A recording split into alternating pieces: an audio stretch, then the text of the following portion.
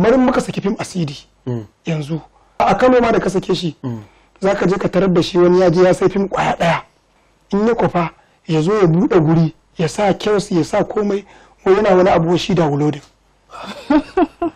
ko da dukiyar ta wani da dukiyar wani abin da nake son gane shi farashi ya siya na musamman ko kuma wanda dai ake saida wa mutane wannan wanda za su kalla a gidajensu wanda dai aka sayarwa da mutane za su je gidajensu su kalla shi ma shi zai je ya sai kwaya daya ya zo ya kwafe shi in ya zo ya tare bangaren unguwarsu ya dora shi akan kwamfuta jama'a za su yi ta fitowa su zo yana tura musu akan waya wani ma flash zai kawo ya zo ya same a ciki ya tafi kaga ka zo an tura maka fim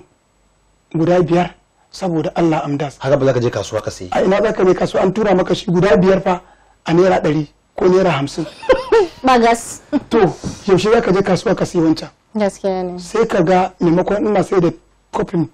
fim dina kofi 200 ko 300 sai ka ga da kyar zan sayar da kofi 100 asara ba ta shigo ciki ba ta shigo gaskiya sai ta shigo